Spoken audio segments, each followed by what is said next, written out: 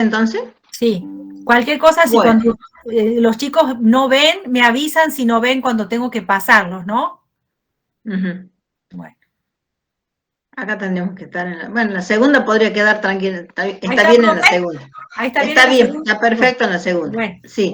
Bueno, este es otro tema que tiene que ver con el seminario que estamos tratando, que es seguridad del paciente, ¿no? ¿De qué hablamos cuando hablamos de traspaso o de transferencia de paciente? Estamos hablando de momentos en que el paciente, por ejemplo, pasa de estar al cuidado de un grupo de personas y pasar a estar al cuidado de otro grupo de personas, es lo que se llama pase de guardia, ¿no es cierto? Porque los enfermeros trabajan una cantidad X de horas, terminado su tiempo de trabajo, entregan, digamos, la guardia, entregan cada uno de los pacientes a los enfermeros que se van a ocupar del cuidado en el transcurso, en otro periodo de tiempo, ¿no es cierto?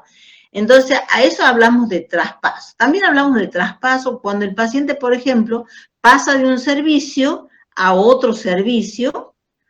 Puede ser para quedarse definitivamente en el otro servicio, como ser que pasa, por ejemplo, de un servicio de internación a otro servicio de internación, o cuando pasa, por ejemplo, desde la sala al quirófano y del quirófano al cabo de realizarse su cirugía, vuelve a la sala donde ha estado internado. También hablamos de traspaso cuando el paciente, traspaso o transferencia, cuando el paciente... ¿Qué pasa?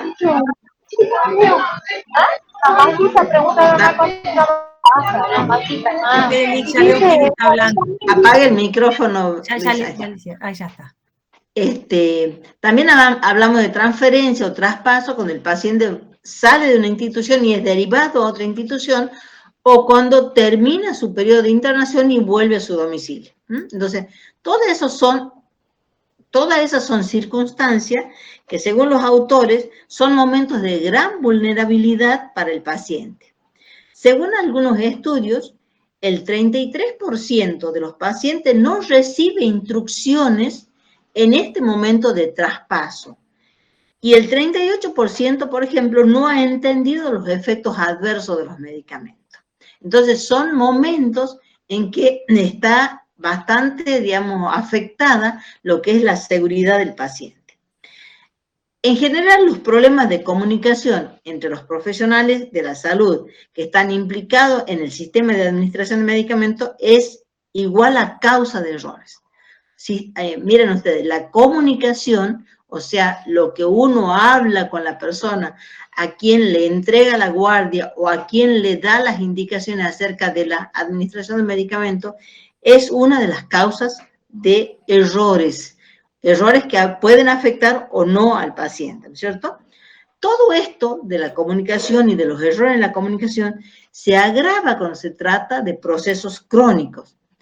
¿Qué pasa en los procesos crónicos? O sea, en las enfermedades que una vez que la persona la adquiere va a estar toda la vida o una buena parte de la vida con ello. Un tercio de estas personas, se va a administrar 5 o más medicamentos. O sea, a partir del momento del diagnóstico y posiblemente durante mucho tiempo, la persona con una enfermedad crónica se va a administrar 5 o más medicamentos y puede experimentar reacciones adversas en los próximos 12 meses. Más de la mitad de los acontecimientos que se llaman adversos a los medicamentos en las transferencias asistenciales se deben a déficit en la comunicación, o sea, no se comunica como corresponde. También, por ejemplo, a déficit de coordinación entre los distintos profesionales que atienden a un paciente o entre los profesionales de la salud, llámese médico y enfermero, y los cuidadores y pacientes. Pase, por favor, licenciada, al que sigue. ¿Se ve, profe? Sí, está perfecto. Bueno. Entonces, en esta clase vamos a abordar 2 temas que tienen que ver con las transferencias o con el traspaso, que son las prescripciones en las transferencias asistenciales y el traspaso del paciente. El medicamento en sí es un elemento, es una tecnología que se utiliza mucho en esto de los tratamientos, ¿no es cierto? Entonces, tiene mucha importancia cuánto se comunica y cómo se comunica en las transferencias asistenciales. Muy bien, ahora estamos en la número 4. Entonces vamos a hablar de seguridad de la administración de medicamentos en las transiciones asistenciales. Acá dice que los efectos adversos a causa de la administración de medicamentos es una de las principales causas de daño y muerte. Por ahí no es fácil darse cuenta del daño que se provoca a un paciente cuando se administra incorrectamente un medicamento, ya sea se coloca mayor cantidad de la que el paciente necesita o menor cantidad, o el espacio de tiempo entre una dosis y otra es mayor o menor que la que corresponde. No se advierte, digamos, el daño, porque posiblemente el daño va a aparecer después de varias dosis, ¿no es cierto? Entonces, los efectos adversos por causa de la medicación es una de las principales causas de daño y muerte en las personas. Dice así que uno de cada 10 errores en la medicación, esto EM significa a errores de la medicación, se pueden atribuir a equivocaciones. ¿Por qué las equivocaciones? Por similitud en los nombres de los pacientes, de los medicamentos, porque las dosis no están bien indicadas, ¿no es cierto? O porque se usa abreviaturas. Ustedes seguramente han visto que en muchos casos se utiliza abreviaturas, pero deben ser abreviaturas que todas las personas que trabajan en ese sector o en ese servicio o en el mismo hospital conocen de qué se trata. También se dice que los errores, la mayoría de los errores se deben a fallos en la comunicación sobre los tratamientos con medicamentos entre los profesionales sanitarios o entre estos y los pacientes o cuidadores. Se dice también que alrededor del 50% de los pacientes que están admitidos en un hospital de agudo se producen discrepancias de medicamentos. Esta discrepancia es no intencional entre los medicamentos que el paciente consumía antes de ser internado y los medicamentos que se le prescribe para tratar el proceso que el paciente en este momento está padeciendo. Eso se llaman errores de conciliación. También durante las transiciones intrahospitalarias pueden producirse tasas de discrepancia ligeramente más altas. Y en el momento del alta, o sea, en el momento que el paciente deja de ser atendido por el sistema de salud y pasa a ser, digamos, responsable de su tratamiento él y su familia, se produce un 40% de discrepancia en este momento del alta hospitalaria. Pase, licenciada, por favor, a la otra. Bueno, entonces, ¿qué es la conciliación de medicamentos? Ustedes han escuchado hablar de conciliación en la medicación. Dice que es un proceso formal y multidisciplinario que implica tanto a los profesionales sanitarios como a los pacientes o cuidadores para lograr que la información que se transmite sobre la medicación en los puntos de transición o traspaso asistencial sea precisa y completa. Entonces es un proceso formal y multidisciplinario donde las instituciones de salud tendrían que trabajar en la forma en que se realiza este proceso para evitar la mayor cantidad de errores posible. Entonces, la conciliación de medicamentos, o sea, que el paciente me diga a mí exactamente qué medicamentos consume en su domicilio, ¿no es cierto? Y yo lo deje registrado y esos medicamentos son analizados, digamos, en el momento que se hace la nueva prescripción, es lo que se llama conciliación en la medicación. Entonces, la conciliación es una práctica que sirve para disminuir los errores y que también permite la revisión sistemática de todos los medicamentos que está tomando el paciente. Bueno, la que sigue, por favor. ¿Cuáles son los errores que de conciliación, los errores de conciliación? Uno de ellos es omisión del medicamento. O sea, el paciente está administrándose un medicamento, en su domicilio por algún proceso que él tenga, proceso patológico que él tenga, y no se prescribe ese medicamento en el tratamiento que va a realizarse durante la internación. O sea, eso es omisión del medicamento. Como no se prescribe, el paciente o deja de tomarlo, en algunos casos deja de tomarlo, o en otros casos el paciente pregunta, dice, señorita, dice, este medicamento lo estaba tomando antes, ¿sigo ahora? Bueno, entonces ahí surge la pregunta, si es que surge, digamos, la duda, y se plantea la pregunta de si se debe continuar o no debe continuar. Omisión del medicamento. Quizá, por ejemplo, un paciente, qué sé yo, hipertenso, ingresa por una cirugía, y nadie advirtió que el paciente, por ejemplo, está tomando medicamentos antihipertensivos y se omite en la prescripción. Otro de los errores es que la dosis sea diferente, la vía o la frecuencia de la administración sean diferentes, ¿no es cierto? Otro de los errores es la prescripción incompleta, o sea, cuando se omite datos en lo que es la prescripción, la vía, la forma medicamentosa, se omiten datos, prescripción incompleta, ¿no es cierto? Por ahí también, supongamos, el nombre del paciente no es el que corresponde al paciente al que se debe administrar el medicamento. Otro de los errores en la conciliación es que el medicamento sea equivocado, o sea, se prescribe un nuevo medicamento confundiéndolo con otro que el paciente consumía y que no fue prescrito, ¿no es cierto? O sea, el paciente viene con medicamentos desde su casa a la internación y el médico confunde el medicamento, ¿no es cierto?, por otro que puede ser parecido y se le agrega al tratamiento que está haciendo en este momento, pero que no hay necesidad de que el paciente lo incorpore, ¿no es cierto? No hay evidencia clínica que justifique que este medicamento sea incluido en el tratamiento. Entonces, otro de los errores es inicio de medicación, o sea, comenzar con un tratamiento que un medicamento, el tratamiento con un medicamento que el paciente en realidad no lo necesita. Eso se llama discrepancia de comisión.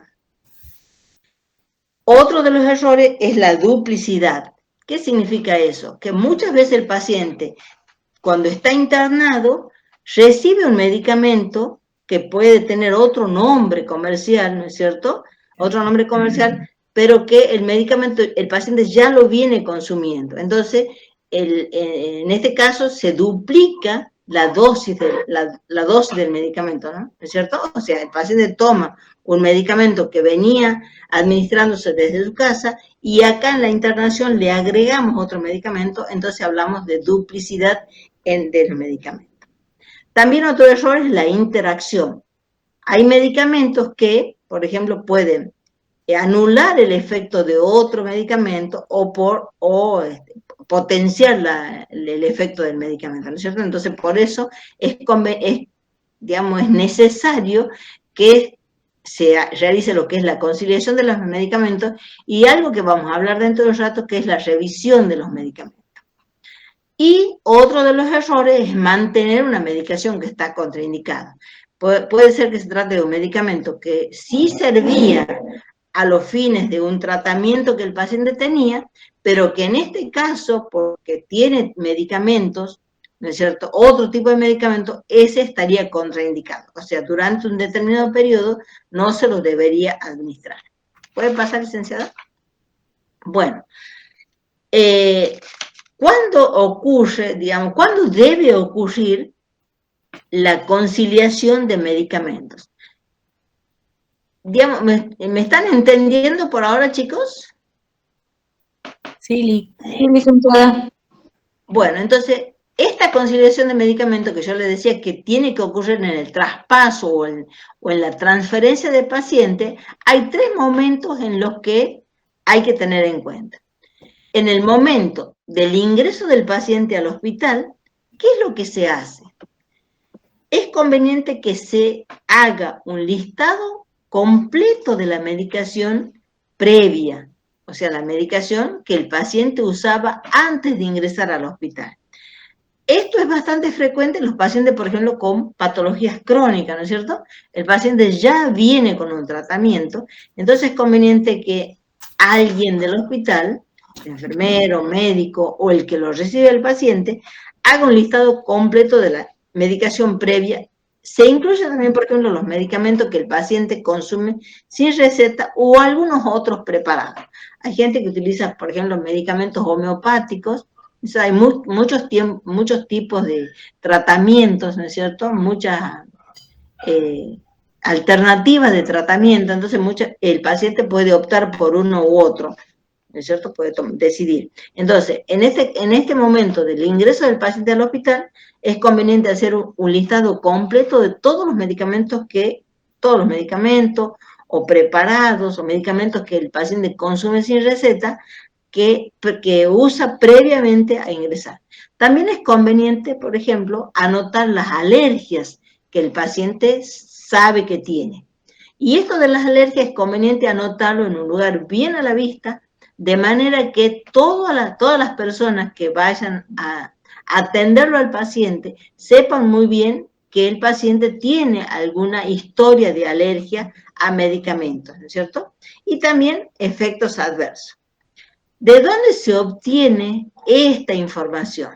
Se dice fuente de información, se obtiene de la familia, del paciente o quizás de informes que se tenga ya del paciente.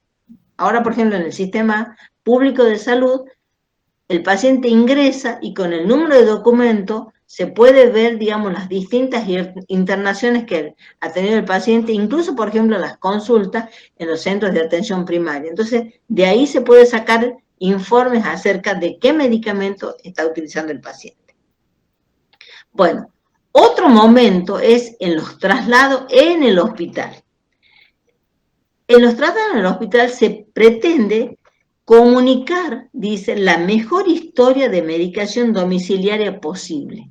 La mejor historia. ¿Qué significa eso? La historia más completa con respecto a qué medicamentos tiene el paciente desde su casa y qué medicamentos se le agregaron en ese servicio, en ese periodo de internación. Y luego tenemos la conciliación a la alta hospitalaria, donde se debe aclarar que se debe obtener un listado completo y preciso de toda la medicación que deberá tomar el paciente al alta. Eso se llama mejor plan posible de medicación para el alta. Se debe especificar los nuevos medicamentos, más la medicación domiciliaria.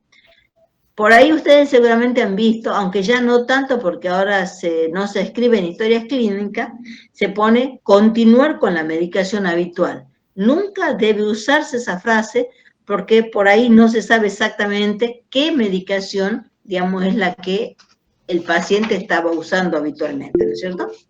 Bueno, la siguiente, licenciada. Bueno, ¿cuáles son los objetivos de esta, digamos, los objetivos? Uno de ellos es la conciliación de la medicación y el otro es la revisión de la medicación. Conciliación de la medicación y revisión de la medicación.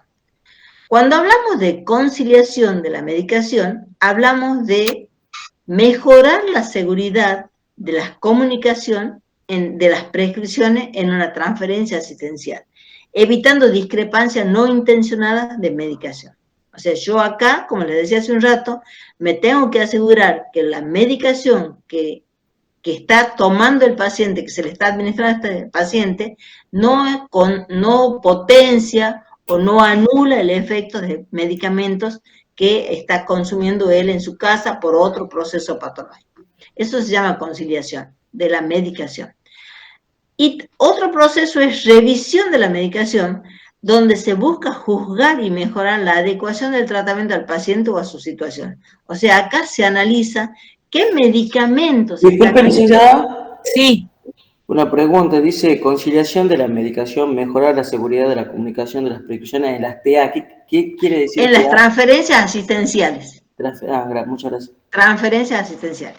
Evitando discrepancias no intencionadas de medicación. Y la revisión de la medicación busca juzgar y mejorar la adecuación del tratamiento al paciente o a su situación.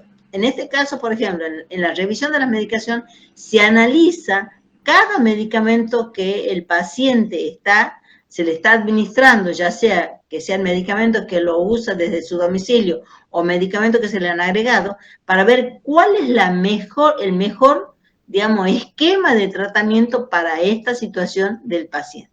¿Entienden la diferencia?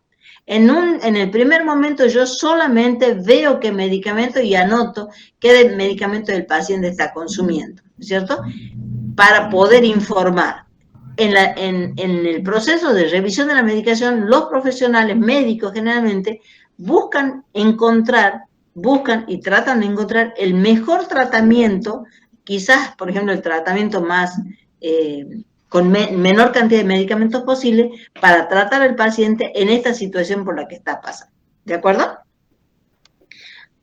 La que sigue, bueno, si bien la conciliación de la medicación y la revisión de la medicación tienen como objetivo mejorar los resultados, o sea, los dos procesos, conciliación de la medicación y revisión de la medicación, tienen como objetivo mejorar los resultados del uso de la medicación con respecto a la seguridad y efectividad, son procesos diferentes.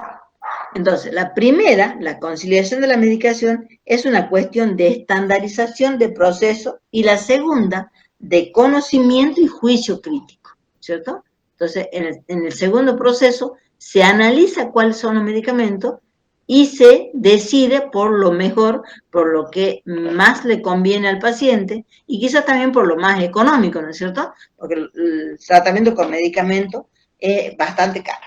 Entonces, ambos procesos son necesarios para mejorar el resultado, pero la conciliación de la medicación se la hace en los momentos de las transiciones asistenciales, y la revisión de la medicación puede hacerse en cualquier momento, incluso no es necesario que lo hagan los mismos profesionales. Ahora, ¿cuáles son las diferencias entre la conciliación de medicación y la revisión de la medicación? Y tenemos varias preguntas para contestar. La primera pregunta es ¿por qué? ¿Por qué la conciliación y por qué la revisión de la medicación? En la primera columna ustedes tienen la respuesta a conciliación de la medicación, y en la segunda columna la respuesta a revisión de la medicación. Entonces, ¿por qué? Para combatir déficit de comunicación en las transferencias asistenciales con respecto a la conciliación de la medicación. ¿Por qué la revisión? Para maximizar la efectividad, la seguridad o la eficiencia de los medicamentos en los tratamientos. ¿De acuerdo? La siguiente, licenciada. Muy bien. ¿Qué es lo que se hace en la conciliación de la medicación? La conciliación de la medicación es un proceso protocolizado de comparación sistemática de los medicamentos prescritos antes y después de una transferencia asistencial. Entonces, cuando yo digo de proceso protocolizado, ¿qué se imaginan ustedes? Que hay un protocolo a seguir. Muy bien, y un protocolo es algo que está escrito, ¿cierto? Está escrito y revisado por varias personas, ¿no es cierto? Y comunicado a la totalidad de las personas que trabajan ya sea en un servicio o en una institución, ¿no es cierto? Entonces, cuando yo hablo de proceso protocolizado, significa algo que está escrito, está consensuado, y que todas las personas lo manejan exactamente de la misma manera, que es una de las formas de evitar errores, ¿no es cierto?, que vayan a afectar de algún modo al paciente. Entonces, ¿qué es la conciliación de medicamentos? Es un proceso protocolizado de comparación sistemática de los medicamentos prescritos antes y después de una transición asistencial.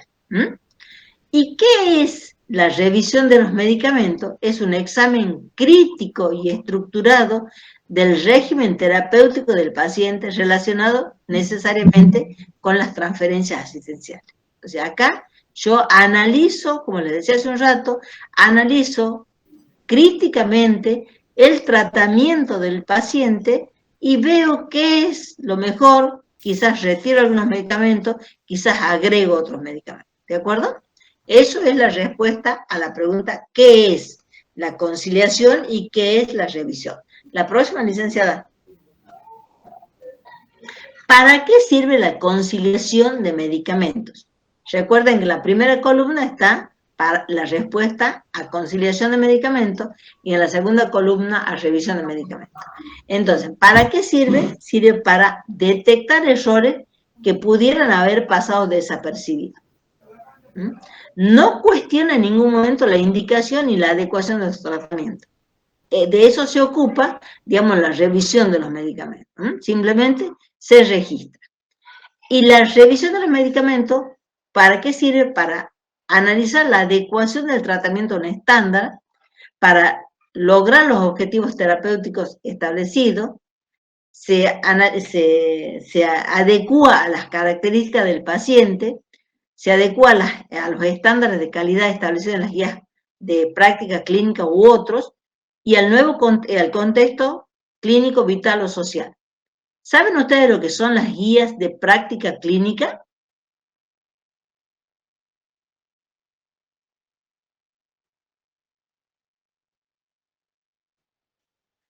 ¿Alguno sabe qué es una guía de práctica clínica? No, licenciada, ¿puede explicar? Bueno, una guía de práctica clínica son guías que se hacen, o sea, esquemas de procedimientos ante determinadas patologías. Ahí se ha perdido la presentación, licenciada, no sé qué pasa. Bueno, Disculpe, ustedes van a ver, por ejemplo, ¿qué son las guías? Son esquemas de procedimiento ante determinadas situaciones, guías clínicas. Por ejemplo, en un paciente hipertenso, en una institución de salud, se decide cómo va a ser el proceso el tratamiento de ese paciente, según una situación A, B o C, ¿no es cierto? Según se trata de un hipertenso leve, moderado o severo, ¿no es cierto? Entonces, todas las personas que trabajan en una institución siguen esta guía clínica. También estas guías clínicas sirven para evitar que se cometan errores, ¿no es cierto? Y para que todos los pacientes hipertensos, de acuerdo a cuál sea su situación particular, sean tratados de la misma manera.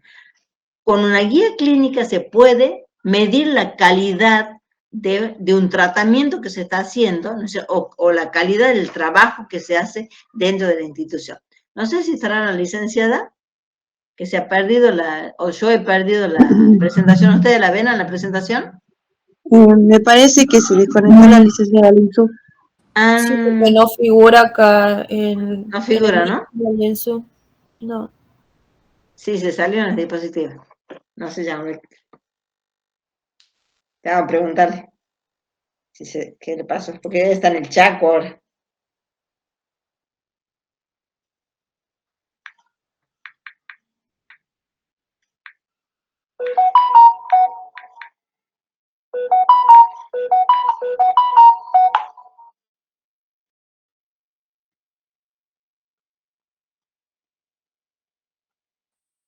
Bueno, entonces quizás ustedes han visto, por ejemplo, guías clínicas, están haciendo práctica en el hospital, yo sé de varios que sí lo están haciendo, algunas guías clínicas, por ejemplo, cuando fue la época del COVID, ¿no es cierto?, se elaboraron guías clínicas, entonces, como era una enfermedad desconocida, ¿cierto?, a medida que se iba investigando acerca de qué era lo mejor, se iba incorporando en esta guía clínica. Igual que, por ejemplo, en la época donde hay epidemia, en la época donde los chicos empiezan a tener la bronquiolitis, también se incorporan tratamientos para que todos los pacientes sean tratados del mismo modo ante esa patología, ¿de acuerdo? Eso se llaman guías clínicas. Esperamos un segundo a ver si la licenciada vuelve a ingresar. Bien, licenciado, entonces también puede ser, por ejemplo, los pasos a seguir para preparar al paciente antes de entrar al quirófano, durante y muy bien, ¿sí? Así es. O sea, ¿qué pasos se deben seguir? Nada más que, por ejemplo, esos serían protocolos, ¿cierto? Las guías clínicas se refieren al tratamiento con medicamentos. por ejemplo, cómo preparar a un paciente para el quirófano es un protocolo. Cómo recibirlo al paciente, por ejemplo, que viene de la emergencia o que viene de los cuidados críticos, o que ingresa al paciente, se llaman protocolos. Los otros se llaman guías clínicas, porque se refiere a los medicamentos, ¿de acuerdo? Son similares. También, digamos, el objetivo es mejorar la calidad y que todas las personas trabajen del mismo modo.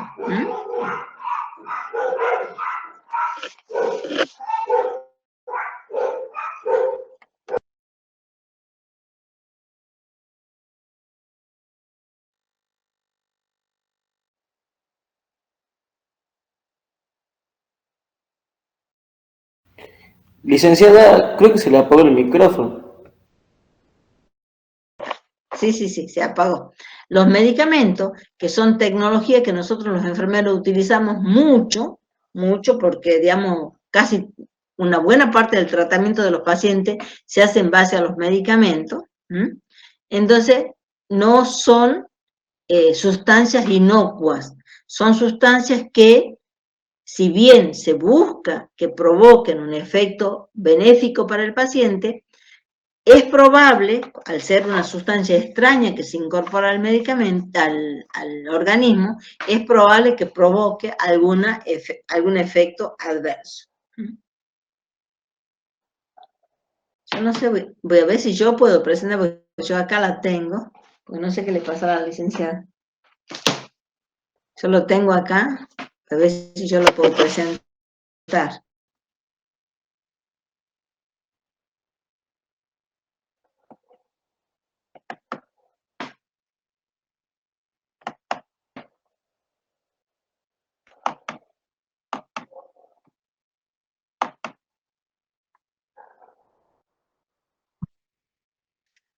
Ahí, ¿ustedes ven mi presentación o no? No, Li. No lo puedo presentar yo. ¿Y algún compañero que lo presente? Se lo tendría que... Sí, pero casi todos están con teléfono y me han dicho que con el teléfono no pueden presentarlo. Ya la llamo a Angie, a ver qué le pasa.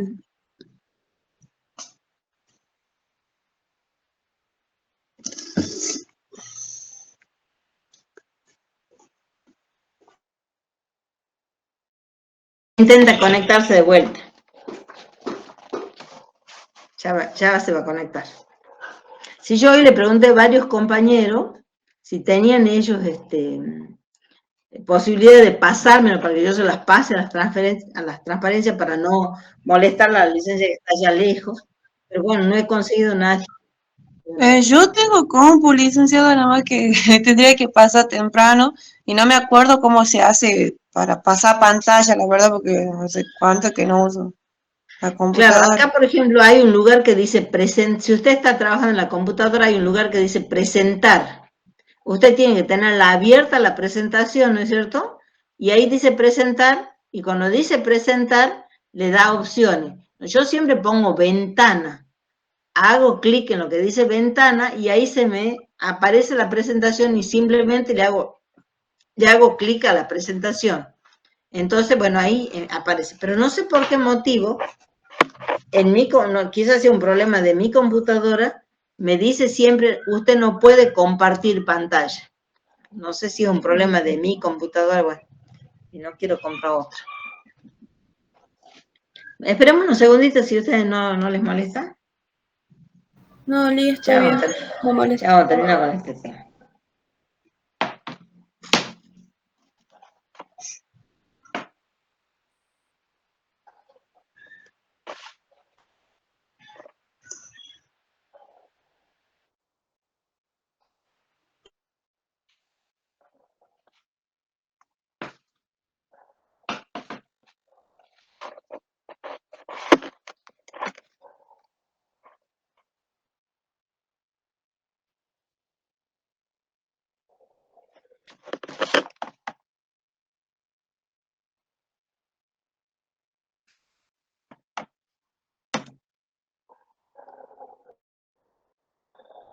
Aquí están. disculpen, mi internet se cortó de mi casa. Ah, bueno. Digamos, ya me conecté de mi teléfono, ¿ah? Perdón, ¿a dónde quedó, profe? Así comparto. En la número 11. Bien, la número 11. Espera un ratito, profe, ya vuelvo a abrir la clase.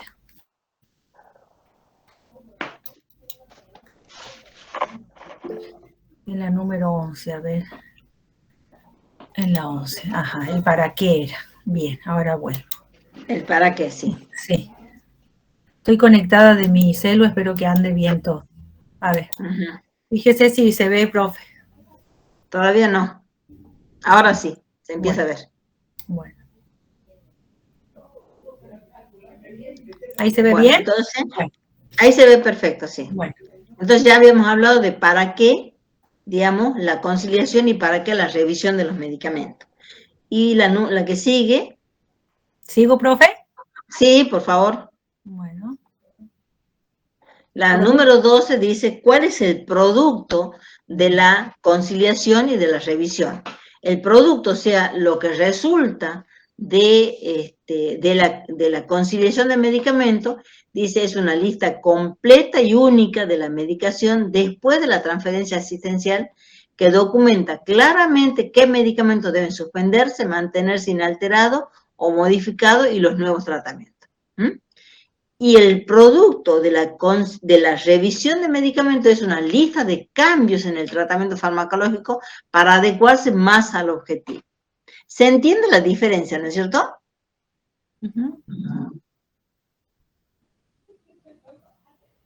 Bueno, yo les comentaba, no sé si quieren hacer alguna pregunta con respecto a esto, porque este ya es el otro tema, que es comunicación durante el traspaso.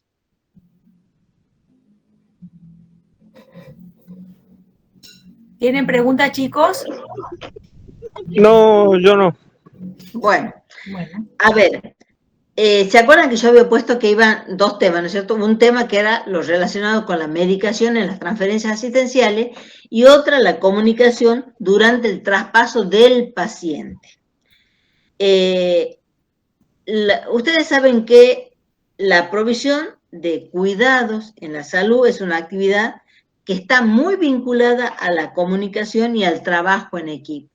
O sea, en salud se comunica permanentemente y son muchas las personas que trabajan en el cuidado, en los tratamientos, en los procedimientos con un paciente. La comunicación en el traslado o en el pase de guardia entre unidades y entre cuidadores puede quizás en algunos casos obviar elementos esenciales de la información o esta puede ser malentendida. En el traspaso del paciente, en la comunicación en el traspaso.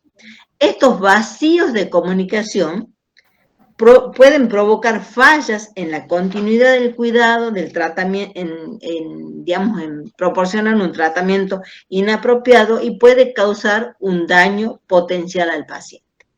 Entonces, las brechas en la comunicación, lo que yo les decía hace un rato, pueden provocar graves interrupciones en la continuidad de la atención, un tratamiento inadecuado y un daño potencial al paciente. Cuando hablamos de brechas en la comunicación, quiere decir cuando hay algo que no se ha comunicado. Cuando los enfermeros nos hacemos cargo del cuidado de los pacientes, tenemos que saber muy bien conocer al paciente, conocer el tratamiento que se está haciendo y conocer qué es lo que se hizo anterior, en horas anteriores o en días anteriores, ¿no es cierto? Para dar continuidad a ese cuidado. Y eso de conocer tiene que ver con la comunicación. Tiene que ver con la comunicación. Ahí se ha salido de nuevo ahí está. Tiene que ver con la comunicación, ¿no es cierto? Entonces, la comunicación tiene que ser algo bien pensado de manera que no se cometan errores, ¿no es cierto?, que pueden afectar al paciente. Esta falta de comunicación es lo que se conoce como vacíos en la comunicación. Yo no la estoy viendo a la presentación. No, licenciada, se acaba de salir de vuelta. Y se desconectó nuevamente la licenciada. Pero ahí está la licenciada Liesu.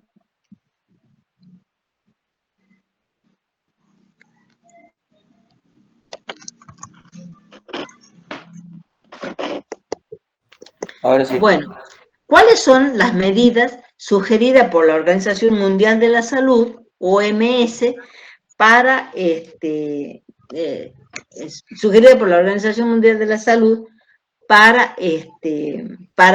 eliminar o de algún modo disminuir estos errores que se producen en la comunicación, ¿no es cierto?, en las transferencias de pacientes. Acá ya estamos hablando del paciente que se va desde un servicio a otro servicio, que se va de alta o que se lo recibe en una institución. Ellos sugieren, digamos, implementar un enfoque estandarizado y sugieren también algunos elementos a usar, que es el uso de la técnica que le dicen saber, ¿no es cierto? Es S-A-V-B-R. ¿Qué es S? Situación, antecedentes, valoración y recomendaciones. Ya vamos a hablar de cada una de esas cosas. Otra de las cosas que sugieren es asignación de tiempo suficiente. Por eso no sé si ustedes, bueno, todavía no han visto administración en enfermería, pero por ejemplo en los pases de guardia siempre se dice que el enfermero que ingresa tiene que estar 15 minutos antes del horario en que se hace el cambio de guardia y el enfermero que sale, digamos, utiliza 15 minutos de su descanso para entregar la guardia. En total, el tiempo suficiente que puede ser, por ejemplo, media hora. El tiempo suficiente para dar toda la información. Por eso, por ahí nosotros le insistimos de que una cosa que aprenden es a ser puntuales. Porque va a llegar un momento en que ustedes van a recibir la guardia o van a entregar la guardia y van a pretender que recibir todas las novedades y entregar todas las novedades al enfermero que les recibe, ¿no es cierto?, para que no se cometan errores con el paciente. O sea, no es apropiado que yo en el pasillo le diga de manera rápida, ahí quedan todos los pacientes, fíjate qué es lo que está escrito, ¿de acuerdo? O sea, la persona que recibe la guardia tiene que tener la oportunidad de preguntar alguna duda que tenga, digamos, y esa entrega de guardia se hace en presencia del equipo saliente y el equipo entrante, y también en presencia del paciente y sus cuidadores, ¿no es cierto? Otra de las cosas que se sugiere es el suministro de información referente al paciente. Esta técnica saber, S-A-B-R, ¿no es cierto?, es una forma, digamos, de concentrar la información, ¿no es cierto?, en unos cuantos puntos que son imprescindibles que la persona que recibe el paciente conozca acerca de ese paciente que está recibiendo. Y otra de las sugerencias es que limitar el intercambio de información a lo que es necesario. O sea, hay que tratar de que lo que se informa sea estrictamente lo que es necesario para esta transferencia asistencial. Por ahí quizás hay detalles que no vienen al caso, o sea, contar cosas que pueden ser intrascendentes, que no son útiles para la persona que recibe el paciente. ¿De acuerdo? Ahora, por favor, en la próxima, licenciada.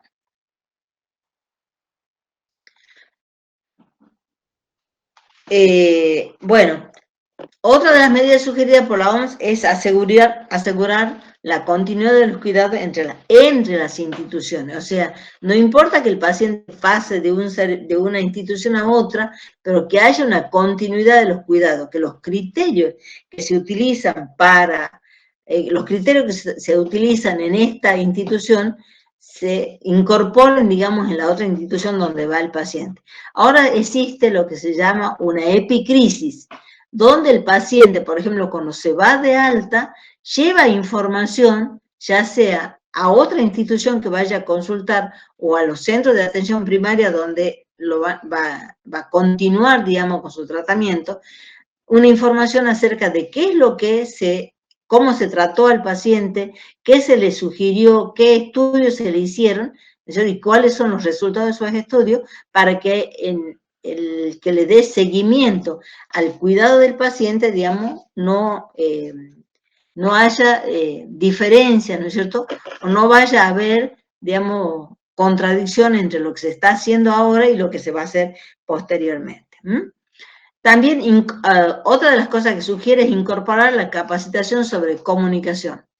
¿Ustedes creen que nosotros todos sabemos comunicar bien?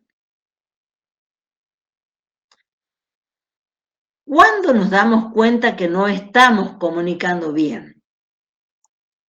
Cuando advertimos que la persona que recibió el mensaje no, digamos, actuó tal como se lo esperaba, ¿no es cierto? Entonces, es importante que durante el cursado, en el pregrado, en el posgrado o en la capacitación que se hace en los servicios, se incorpore capacitación sobre comunicación. ¿Cómo comunicar? La licenciada Liesson también tiene mucho interés en eso de que, por ejemplo, enseñar a los alumnos, digamos, en el gabinete de tecnología, enseñar a los alumnos a comunicar. Y también fomentar la comunicación entre las organizaciones, o sea que el sistema de salud, que nosotros tenemos un solo sistema de salud público, ¿no es cierto?, que haya una comunicación de manera que el paciente puede estar o en una institución o en otra institución y los criterios con los que se los trata al paciente sean exactamente lo mismo. Pasemos, licenciada, al otro. Bueno, ¿qué es un SABR? O sea, es un mecanismo para facilitar la transferencia de información.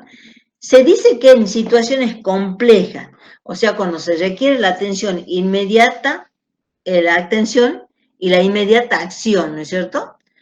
Pero yo he visto que en algunos hospitales que están trabajando sobre seguridad del paciente, están utilizando esta técnica, SBAR, ¿no es cierto? Están utilizando esta técnica en las transferencias asistenciales, no importa que el paciente no sea complejo. Por ejemplo, en los pases de guardia. Entonces, los enfermeros escriben en un papel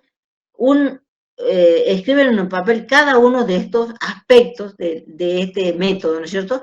La situación, los antecedentes, la valoración y la recomendación. Entonces, no sé, en el Hospital Padilla no sé, pero yo sé que en el Hospital del Este sí están implementando este sistema SBAR. ¿A qué se refiere?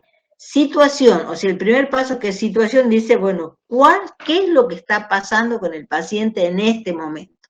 ¿Cuál es la situación del paciente en este momento? El otro paso es antecedentes. ¿Cuáles son las condiciones previas del paciente? ¿No es cierto? Antecedentes. ¿Qué le pasó? ¿Cómo le pasó? ¿No es cierto? ¿Qué se hizo para esa situación previa del paciente? Luego la valoración, ¿qué considero yo que es el problema? ¿Cuál considero yo que es el problema? ¿No es cierto? Cuando un paciente, por ejemplo, pasa de un servicio a otro, por ejemplo, más complejo, yo puedo decir cuál es el problema que el paciente tiene, yo y las personas que lo estamos atendiendo. Y luego una recomendación, que es qué habría que hacer dada la situación para corregir el problema. Este sistema SBAR asegura que se comparte una información concisa y focalizada, o sea, ustedes ven que se refiere a una situación particular del paciente. No estamos hablando de un examen físico general, de la caída del cabello, sino de una situación particular. Por eso es que se dice que se la utiliza en las situaciones de emergencia, ¿no es cierto? Y en este caso la comunicación es asertiva y efectiva y se reducen las repeticiones. Bueno, ¿cuáles son las ventajas de usar el SBAR? Es que provee un marco de comunicación entre los miembros del equipo de salud sobre la condición de los pacientes. Bueno, es como un acróstico, ¿no es cierto? SABR, es fácil de recordar, es bien concreto, se refiere a situación particular del paciente, se utiliza en todas las situaciones, especialmente en las condiciones críticas, y facilita la acción. O sea, si la persona que me entrega el paciente me da muchos datos acerca de esa situación particular del paciente, yo a continuación voy a actuar para neutralizar, ¿no es cierto?, o para mejorar esa condición del paciente. Entonces, por eso decimos que facilita la acción. Y no sé qué más viene de la participación de la familia. Bueno, en esto de la transferencia asistencial, es conveniente que haya participación del paciente y la familia en lo que es la comunicación. ¿A qué se refiere esa participación? en que el paciente y la familia se les debe proporcionar toda la información relacionada con cuidados en general, con tratamientos, con medicamentos en especial, ¿no es cierto? O sea, cuidados. Recuerden ustedes que nosotros preparamos al paciente para el alta, y en eso de preparar al paciente para el alta, lo estamos educando acerca de cuidados que se va a proporcionar en el hogar. Entonces ahí estamos proporcionando información. También es conveniente concientizar a los pacientes de los medicamentos prescritos, o sea, cómo lo debe tomar, durante cuánto tiempo se lo debe administrar, cuáles son los efectos adversos que puede provocar este medicamento o los efectos benéficos, y en qué momento tendría que consultar si es que aparece algún efecto adverso o algún signo que me esté indicando que está próximo a aparecer un efecto adverso. También informar quién es el responsable del paciente, o sea, quién se va a hacer cargo, en el caso del paciente se va a ir, esté internado o se va a ir de alta, quién, digamos, va a responder por el paciente, quién le va a colaborar, quién le va a recordar, ¿no es cierto? Quién lo va a acompañar en general, ¿no es cierto? También ofrecer la oportunidad de leer su propia historia clínica. Hasta hace un tiempo, la historia clínica era un secreto de Estado. Nadie podía leerla, y cuando el paciente la pedía, mucha gente se resistía a entregarle al paciente para que lea su propia historia clínica, no la de otros, sino su propia historia clínica, porque muchas veces el paciente al leer su propia historia clínica puede advertir que hay datos que están anotados que no son correctos, ¿cierto? También generar oportunidades para formular preguntas, o sea, que el paciente tenga oportunidad. Hoy me comentaban en la sala 3, que yo he estado tomando examen, que un problema grave que tienen, que los pacientes no tienen, digamos, confianza para preguntarle a los médicos, por ejemplo, algunas cosas referentes a su tratamiento o a los cuidados que se debe proporcionar. Entonces, por ahí el enfermero es, digamos, el que se ocupa de contestar esas preguntas. Informar sobre los pasos a seguir, procedimientos, tratamientos, cirugías, y hacer participar en las decisiones sobre su atención. Recuerden ahora que el paciente es miembro integrante del equipo de salud. Entonces nadie puede hacer nada sobre él sin que él tome decisiones en cualquier procedimiento que se vaya a realizar. No sé si ustedes recuerdan que le decimos que qué es lo que, por ejemplo, cuando se trata de un medicamento, qué medicamento se le está haciendo, y el paciente va a decidir si quiere o no quiere. Si no quiere, habrá que darle alternativas, y de todos modos, la última palabra queda en manos del paciente. Bueno, hasta acá terminamos esta primera parte. No sé si ustedes tienen alguna pregunta para hacer. Si no, pasamos a la segunda parte, que es administración segura de medicamentos. No pregunta, pero sí por ahí una acotación que muchas veces actualmente todavía el paciente no tiene acceso a su historia clínica. A veces la piden y tienen que hacer unas notas y le tienen que autorizar de dirección para que pueda acceder. Claro. Fíjese usted que la Ley de Derechos del Paciente dice que el paciente puede acceder a la información sobre su salud, ¿no es cierto? O sea, leer la historia clínica simplemente pidiéndola. Nadie puede poner trabas en esto de entregar, de dar información o de dar a leer lo que se ha escrito acerca del paciente. Eso es una ley, es la ley de derechos del paciente, que ustedes como futuros profesionales de la salud la tendrían que conocer para actuar como defensor del paciente. Recuerden ustedes que una de las funciones del enfermero es ser defensor. O sea, si el paciente quiere conocer qué es lo que se ha escrito de él, no importa que no sea, porque muchas veces se piden las historias clínicas, por ejemplo, por cuestiones legales, ¿no es cierto? O por cuestiones de presentar, de reclamar cosas, qué sé yo, en las obras sociales, en fin, se piden las historias clínicas, y entonces sí le dan una historia clínica escrita y firmada quizás por el director. Pero realmente, si uno va a respetar los derechos del paciente, el paciente puede acceder a todo lo que se escriba acerca de él. ¿Mm? Muy claro, bien. profe, disculpe, profe, y también cuando usted hablaba hace un rato de la mayor información que tenga el paciente y la familia, el paciente no debería recibir ningún tratamiento, ni deberíamos intervenir sin su consentimiento debidamente informado, que como los chicos ya están haciendo ética, creo, de ontología, están aprendiendo, supongo también eso, ya lo han aprendido, y el consentimiento informado es transversal a todas las profesiones.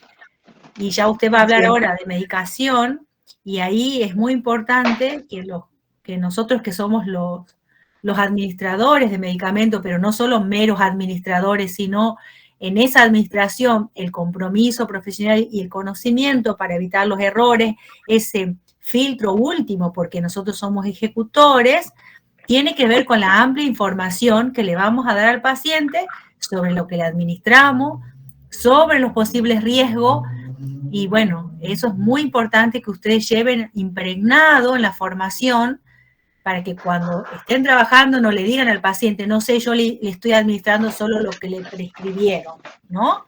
O porque esto le indicaron. Eso es importante que ustedes asuman este rol protagónico que tiene el enfermero en la administración segura de medicamentos, que seguramente la profe ahora les va a remarcar. ¿Estamos de acuerdo, estimados? Bueno. Sí. O sea, por ahí, por ahí yo he escuchado decir, bueno, pregúntale al médico qué le estoy poniendo, pero yo le estoy poniendo y yo tengo que informarle al paciente. ¿Mm? Bueno. Profe, Natalia, que levantó la mano, no sé si quiere preguntar, ¿sí? Natalia. Sí, va a hacer un comentario. Sí, muchas veces escuché que algunos enfermeros contestaban, es lo que tiene indicado, y los pacientes te preguntaban para qué, le parece que tenían miedo de decirle. Bueno, obviamente a mí me parece mal, porque se supone que uno tiene que informarle y avisarle para qué es y para qué funciona, porque para eso estudiamos. Claro. Eso solamente quería comentar. Así es. Digamos, son prácticas que quizás hay que erradicar entre los profesionales de enfermería. O sea, el enfermero tiene la obligación de informarle al paciente qué medicamento le está administrando, contestar las preguntas que el paciente tenga acerca de ese medicamento, y si el paciente decide no administrárselo, o sea, ya plantearle, por ejemplo, al médico que el paciente no quiere administrarse el medicamento para ver otra alternativa de tratamiento, ¿de acuerdo? Pero nosotros no podemos inyectarle un medicamento a un paciente sin que sepa de qué se trata. ¿Mm? Muy bien. ¿Vamos al otro tema? Bueno, se lo ve a medias, no sé por qué. El otro tema también es algo que tiene mucho que ver con nosotros, que es la administración segura de paciente en esto que se refiere a la seguridad del paciente. Seguramente ustedes deben haber escuchado que la administración de medicamentos, la administración segura de medicamentos, es una de las responsabilidades más importantes de los profesionales enfermeros. Y también deben haber escuchado de que una buena parte del tiempo que uno está con el paciente se lo dedica a la administración de medicamentos. Los fármacos en sí constituyen un medio fundamental para el tratamiento. O sea, no se concibe tratamientos sin que intermedien fármacos, ¿no es cierto? Puede ser uno, dos, durante un tiempo determinado, pero siempre los fármacos están presentes en lo que son los tratamientos de las patologías, ¿no es cierto? Y el profesional enfermero debe conocer, como decíamos hace un rato, debe conocer, o sea, por eso estudian farmacología, los efectos benéficos que tiene un medicamento y también los efectos adversos, o sea, los efectos esperados como los no esperados. Debe también vigilar la respuesta al tratamiento que se le está administrando, ¿no es cierto?, al paciente. O sea, no solo administrar el medicamento, sino verificar, valorar o vigilar cuál es la respuesta que este medicamento está provocando en este paciente, ¿cierto? También, por ejemplo, para que Ya vamos a la segunda. También es conveniente saber, por ejemplo, la historia de salud del paciente, la historia de salud actual y anteriores y actuales, digamos, digamos, analizar si ese medicamento que se le está administrando no va a provocar un efecto, digamos, negativo o va a exacerbar la enfermedad que el paciente tiene. Muy bien, vamos a la segunda. Algunas consideraciones con respecto a la administración de medicamentos. Dice que el medicamento es una tecnología, es un objetivo estratégico y un valor principal de la atención de los pacientes en todos los niveles del sistema de salud. Entonces, siempre se usa medicamento, que sea un analgésico. Bueno, uno va al médico y seguramente sale con una receta, y si está internado, seguramente tiene varios medicamentos, y ahora es tremendo cómo se utilizan medicamentos para los pacientes. También se dicen que los medicamentos contribuyen a mejorar la calidad de vida de los pacientes. Sin embargo, su uso no está libre de riesgo, ya que si no se cumple con una administración segura, puede ponerse en peligro la seguridad de los pacientes hospitalizados y, en consecuencia, la calidad de la atención de los pacientes hospitalizados. A ver, los medicamentos, hay modos de administrarlos, ¿no es cierto? Antes de las comidas, después de las comidas. Hay periodos de tiempo que se deben respetar entre una dosis y la otra. Por ahí, por ejemplo, cuando se acorta el periodo de tiempo entre una dosis y otra dosis, puede provocar efectos adversos, ¿no es cierto? Porque recuerden ustedes que los medicamentos tienen un momento en que ingresan al organismo, un momento en que hay una máxima concentración y un momento en que desaparecen del organismo, y en ese momento en que está por desaparecer es que hay que administrar la siguiente dosis, por ejemplo, sobre todo en el caso de los antibióticos, para mantener un nivel plasmático adecuado, que sirva, digamos, para controlar esos microorganismos que pueden estar afectando al paciente. Entonces, también contribuyen a mejorar la calidad de vida, pero esos medicamentos hay que administrarlos tal como corresponde, no de cualquier modo, ¿de acuerdo? Otra de las consideraciones a tener en cuenta es que un error puede tener consecuencias irreparables para el paciente, que van a afectar directamente al paciente y a la familia y quizás también a la comunidad, ¿cierto? También la administración de medicamentos es un proceso complejo. ¿Por qué decimos que es un proceso complejo? Porque tiene múltiples pasos que dependen de una serie de decisiones y acciones que están relacionadas entre sí y en las que participan muchos profesionales. O sea, muchos profesionales. ¿Cuáles son los pasos de ese proceso? Hay un momento donde está la prescripción del medicamento, que es hecha por el médico, la distribución del medicamento, que es hecho por el farmacéutico, y luego la preparación, la administración, el registro y la vigilancia de las reacciones, que es una tarea del profesional enfermero. Miren ustedes, en ese proceso que es bastante complejo, nosotros participamos en varios pasos. La licenciada hace un rato le decía que somos también la última barrera para evitar los errores. O sea, en el momento de la preparación, en el momento de la administración, nosotros tenemos que ver que el medicamento sea, ya vamos a hablar de cuáles son los correctos de los medicamentos, ¿cierto? Entonces, los profesionales que participan en este proceso, que es bastante complejo, deben saber que las acciones de ellos pueden afectar el comportamiento de todo el conjunto.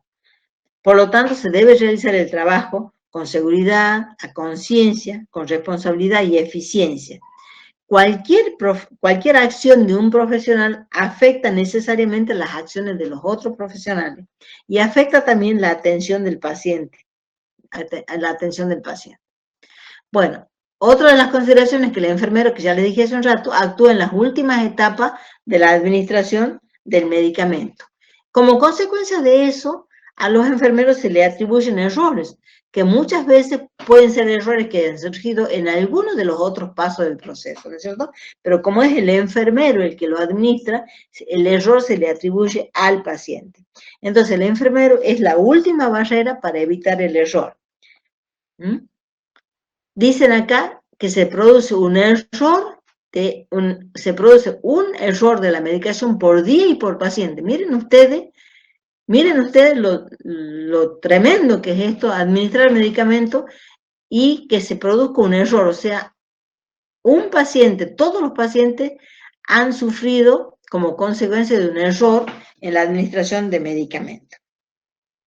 También una consideración es que es necesario incorporar normas, principios y protocolos que reducen la probabilidad de fracaso, sirven para interceptar errores, para eso se debe usar la tecnología de la educación continua y el seguimiento de la práctica profesional. Ustedes seguramente han advertido que en el hospital, por ejemplo, hay normas de administración de medicamentos. Ustedes también, cuando nosotros le damos las clases sobre administración de medicamentos, hablamos de normas. Por ejemplo, lavarse las manos, verificar en más de una vez el nombre del medicamento, preguntarle al paciente cómo. Son normas, principios y protocolos que se establecen para evitar que se cometan errores. Sigamos, licenciada. Bueno. Entonces, error en la medicación, que se pone EM, es cualquier incidente prevenible que puede causar daño al paciente o dar lugar a una utilización inapropiada de los medicamentos cuando estos están bajo el control de los profesionales sanitarios. Entonces, si hablamos de error en la medicación, cuando el medicamento está prescrito por un profesional, ¿no es cierto?, y administrado por otro profesional, que generalmente son los enfermeros, distribuido por profesional farmacéutico y administrado por los profesionales enfermeros. No hablamos de error en la medicación cuando el paciente va a la farmacia y compra un medicamento que en realidad el farmacéutico no le puede, salvo que se trata de medicamentos de venta libre, no le debería vender, ¿no es cierto?, si no tiene la receta. Y las reacciones adversas de los medicamentos, que se pone RAM, es un efecto perjudicial y no deseado que se presenta después de la administración del medicamento a la dosis normal, que no supone un mal uso del fármaco. Entonces tenemos dos conceptos: error en la medicación y reacción adversa a los medicamentos. Muy bien. Con la próxima, error en la medicación. Bueno, los errores... Disculpe, una pregunta.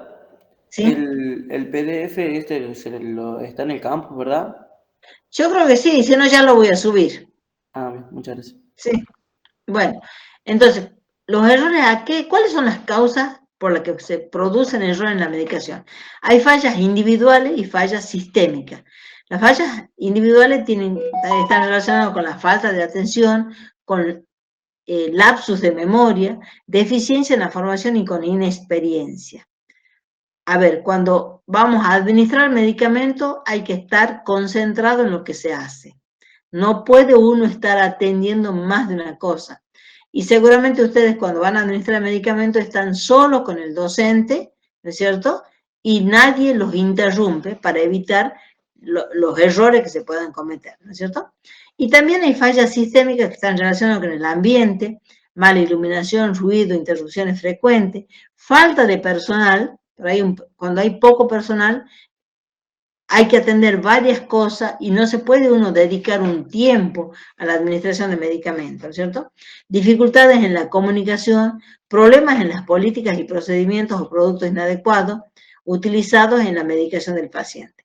Entonces, los errores pueden ocurrir como por fallas individuales, o sea, de la persona, o por fallas sistémicas que tienen que ver con toda la institución.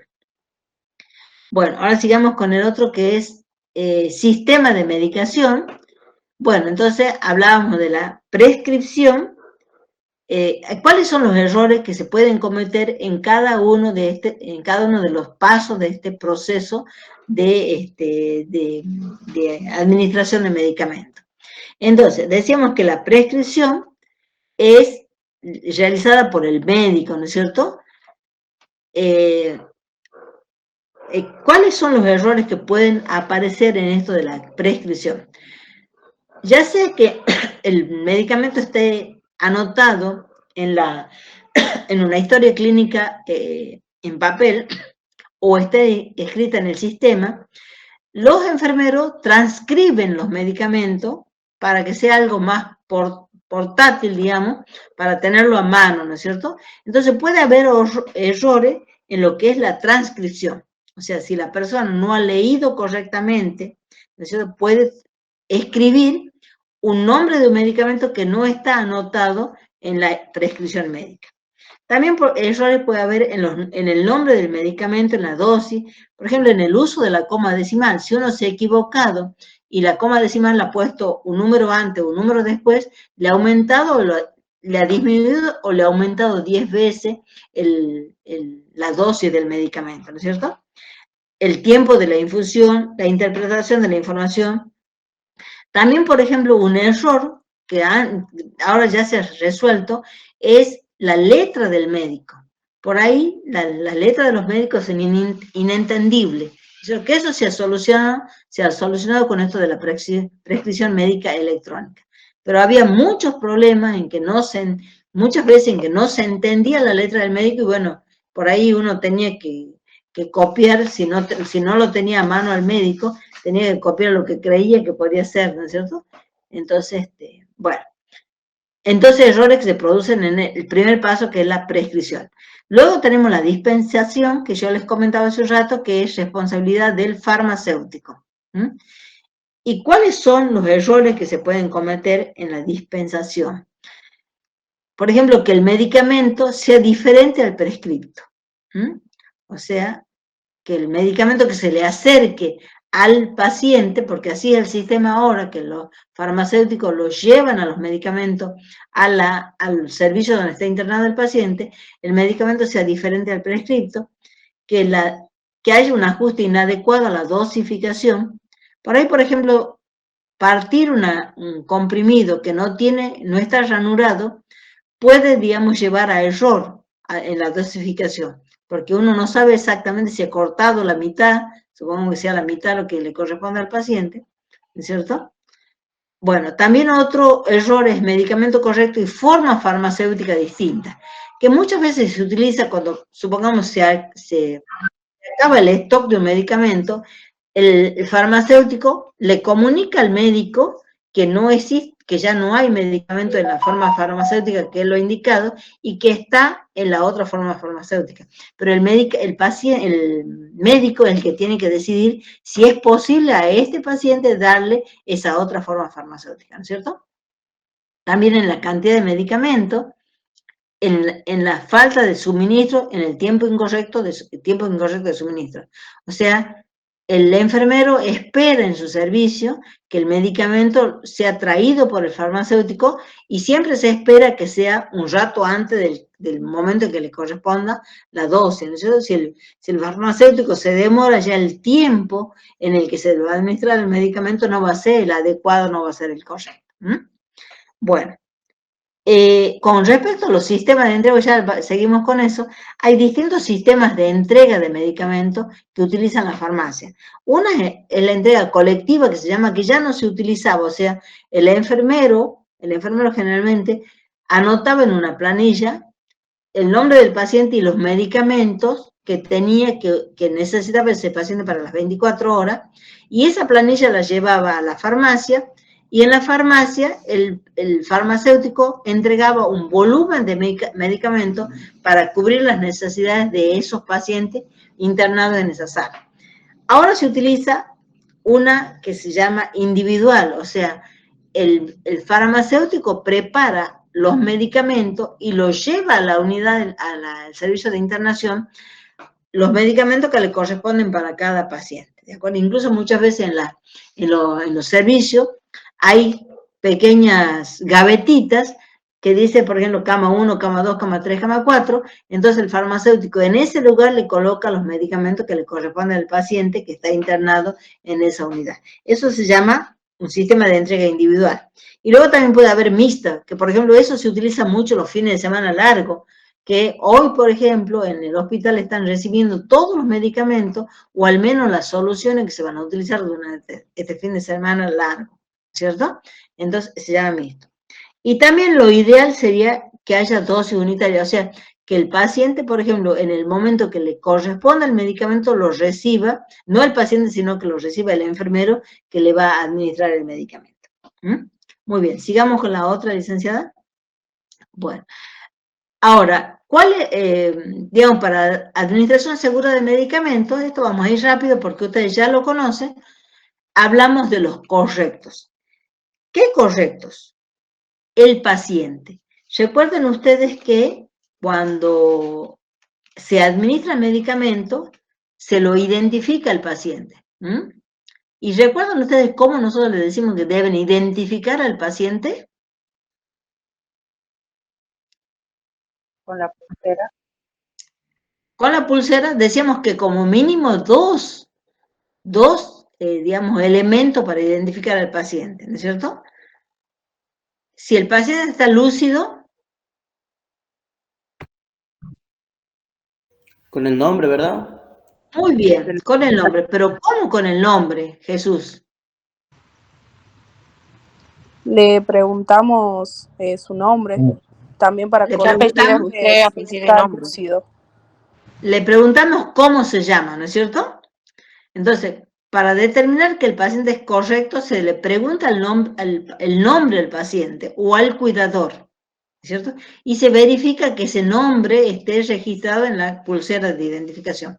¿Qué error se comete con respecto a eso? Se va a la cama del paciente, se dice don Antonio Pérez, entonces el paciente dice, mueve la cabeza, sí o no, pero no sabemos si ha escuchado bien, si ha entendido lo que le hemos dicho. Entonces, preguntarle al paciente cómo se llama, ¿no es cierto?, para identificarlo, es una forma de obligarlo a que él elabore una respuesta.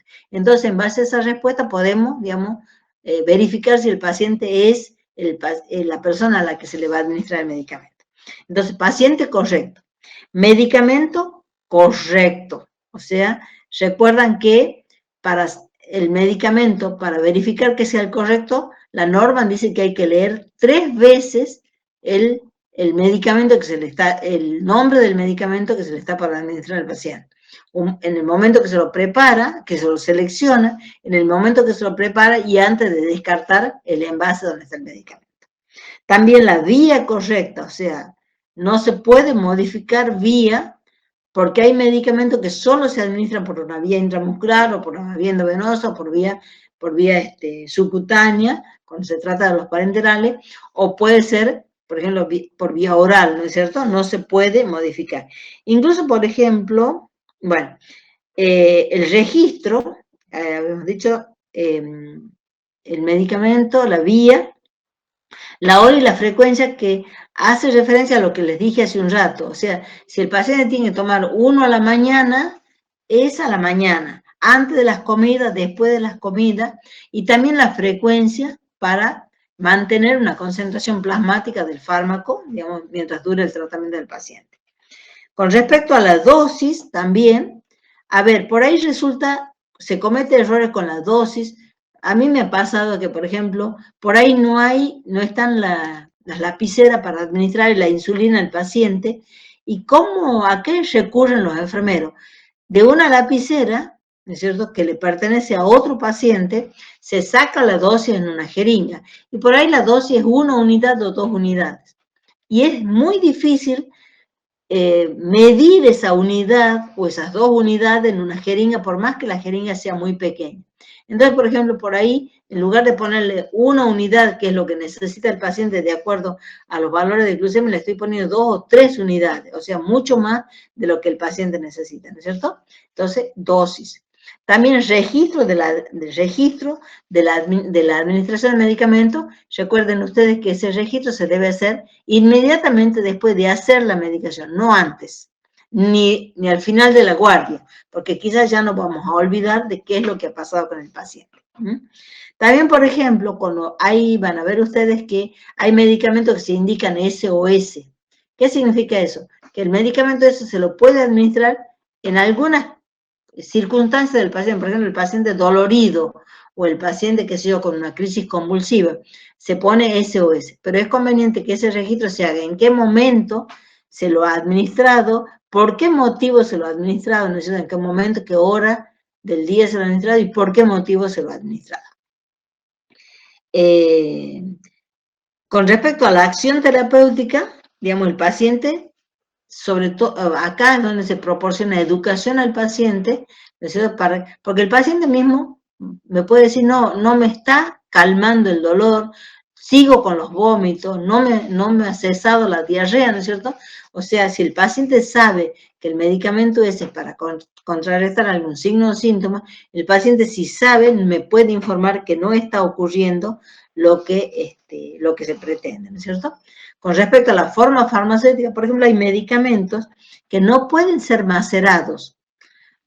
Seguramente ustedes ya han administrado medicamentos por sonda nasogástrica, y hay medicamentos, por ejemplo, que tienen una cubierta entérica, o sea que no los puedo macerar y mandarlo a través de una sonda nasogástrica al estómago, porque esa cubierta entérica, digamos, está preparada para que se disuelva en el intestino, ¿cierto? Y para que a partir de ahí comience a liberarse el fármaco y comience a hacer el efecto. Entonces hay medicamentos que no deben ser macerados.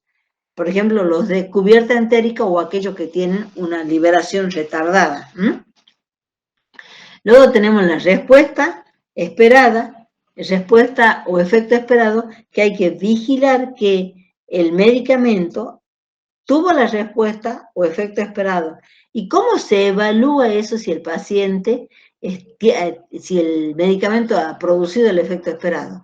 Por ejemplo, una forma es controlar los signos vitales, o ver que ha desaparecido el signo o síntoma, o ver que el paciente ha mejorado clínicamente. O sea, por ejemplo, si el paciente está febril, porque está con un proceso infeccioso, y empieza con el tratamiento con medicamentos, y al cabo de 24, 48 horas va cediendo la fiebre, ¿no es cierto?, va mejorando el apetito del paciente, uno de ese modo se advierte que el medicamento, digamos, está haciendo su efecto. La próxima, licenciada, ya debe estar cansada. Bueno, ¿cuáles son las estrategias sugeridas por la Organización Mundial de la Salud? Es identificar los riesgos asociados con los medicamentos de aspectos o nombres parecidos. O sea, los medicamentos tienen que tener bien claro el nombre, y las personas se tienen que guiar por el nombre que figura, no por el color, no por la forma del comprimido, de la cápsula, ¿no es cierto?, sino por el nombre. También implementar protocolos clínicos, o sea, que las personas sepan qué medicamento, por ejemplo, por ahí el médico, utilizando ese protocolo clínico, puede, digamos, equivocarse, ¿no es cierto?, porque todos somos humanos y nos podemos equivocar, pero si está escrito en el protocolo clínico y todas las personas conocen, pueden advertir el error. Leer atentamente la etiqueta, la etiqueta que me dice el nombre del medicamento, el nombre de la droga, el nombre comercial, y también me dice la fecha de vencimiento, ¿no es cierto? Verificar el propósito de la medicación, o sea, con qué objeto se está administrando el medicamento a este paciente. Ahora está recomendado que se incluya el nombre de la droga y el nombre comercial, o sea, en las prescripciones están anotados ambos nombres. Almacenar los medicamentos de riesgo en un sitio adecuado, o sea, generalmente los medicamentos de riesgo, por ejemplo, las soluciones de potasio, de magnesio, de cloro, las soluciones hipertónicas, generalmente están separadas, o si no están bien rotuladas para que la persona que la vaya a usar advierta, digamos, que no es la que corresponde, ¿no es cierto?, que la vaya a usar de manera equivocada. Involucrar al paciente y cuidadores en la reducción del riesgo, o sea, si el paciente sabe de qué se trata, puede advertir, digamos, que si es que se está cometiendo algún error. Muy bien. Después viene de las estrategias, cuáles son las sugerencias para disminuir los errores. No administrar medicamentos sin prescripción médica.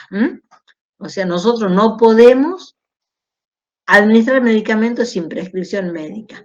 También no aceptar prescripciones verbales o telefónicas. Aunque hay, por ejemplo, en los casos de emergencia se puede aceptar las prescripciones verbales o telefónicas, pero siempre hay que asegurarse de que el médico va a escribir lo más rápidamente posible la indicación. Y ahora, por ejemplo, con la tecnología, con la historia clínica informatizada, no importa que el médico no esté en el lugar, puede estar en otro lugar y hacer la prescripción del medicamento. No administrar fármacos sin etiquetas o preparadas por otras personas debidamente, o sea, no administrar fármacos sin etiqueta o preparadas por otras personas que no estén debidamente identificadas, ¿no es cierto? Porque por ahí, por ejemplo, se diluye un medicamento, ¿no es cierto? Y una dosis se administra en la mañana y quizás la otra dosis en la tarde, pero tiene que estar perfectamente identificada para que las personas, el otro profesional, sepa bien de qué se trata, ¿no es cierto? No mezclar medicamentos en la jeringa.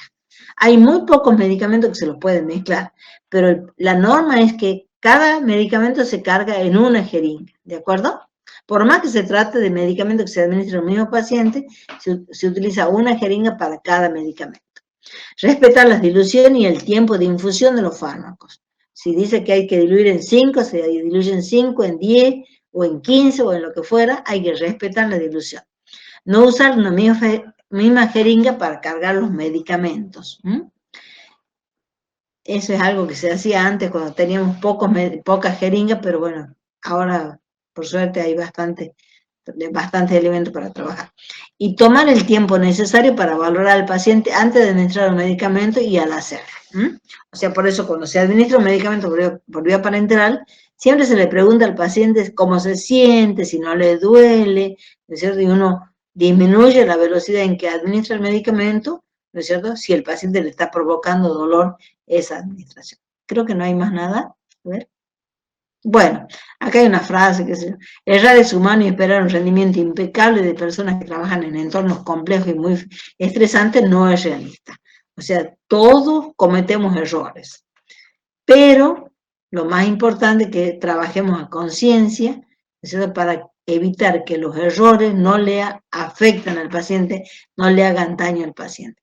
Dice, para evitar que las personas cometan errores, hay que situarlas en un entorno a prueba de errores en la que los sistemas, las tareas y los procesos estén bien diseñados. Ese es un ideal. Creo que esa es la última, sí. Bueno, ¿ustedes quieren hacer alguna pregunta con respecto a este tema?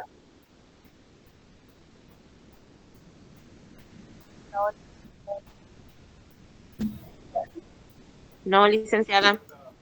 Buenísimo. De todos modos, está subido, ya lo subiré yo en estos días, también me voy a ocupar de actualizar el material que hay en el campus. Eso. Sí, cualquier cosa.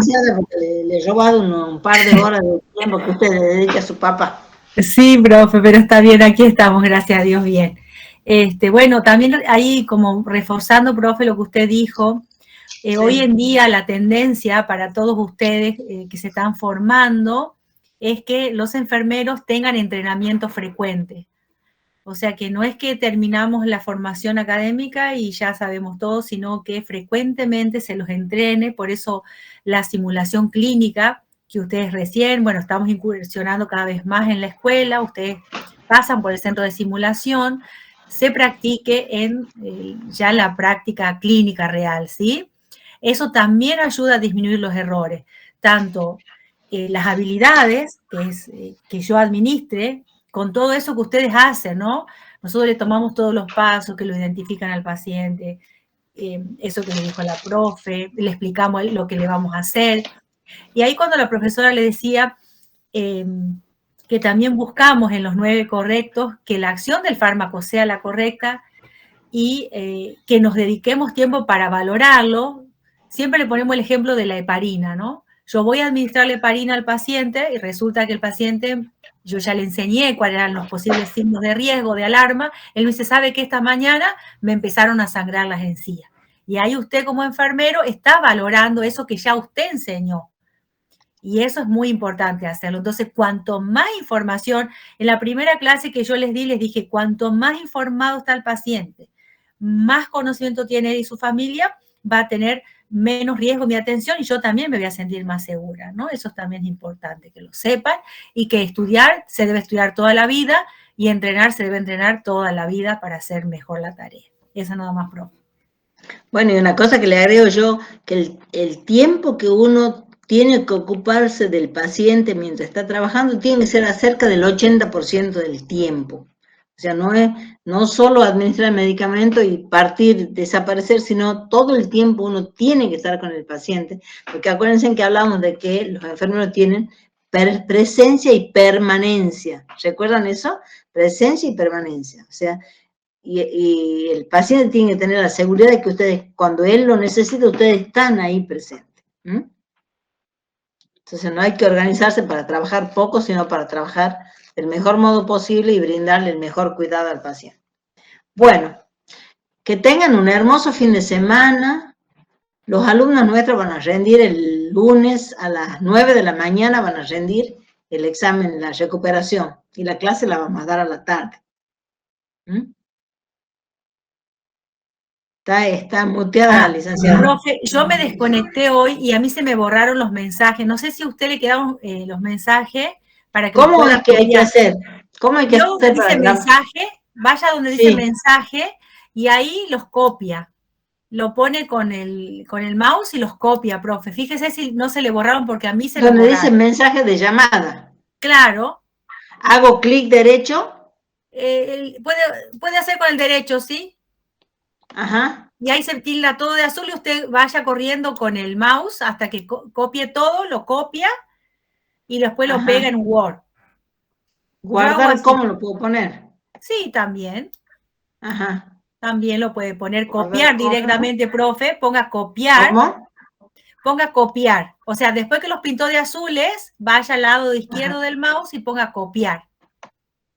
Entonces, lo pinto de azul a todos los mensajes. Sí, exacto. Bueno, ahí voy. A ver, cuénteme cómo le va, profe. Ahí está, a ver. Sí, acá. Entonces hago clic. Sí. Y lo pinto de azul. Sí. Ahí está.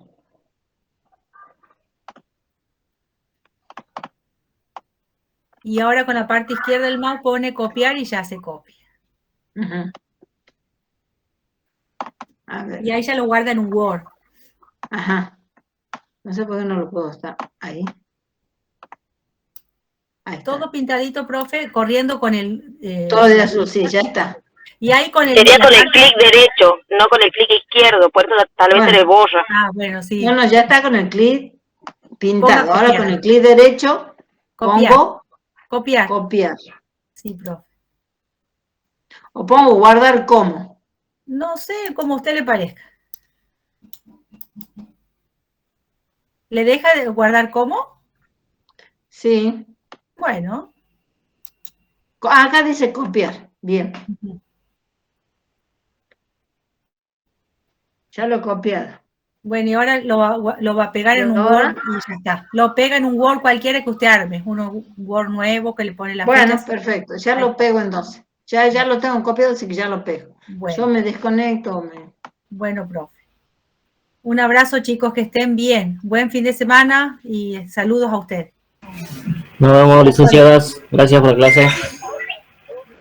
Chao, gracias, licenciada. Hasta luego, profe. Hermosos esos corazones, me encantan y todos los emoticones están bellos. Tan lindísimos los corazones, profe, mí. No sé, ya me fijo. Miren, re bonitos son los emoticones. Ay, ahora yo voy a hacer uno también. Qué lindo. Me encanta.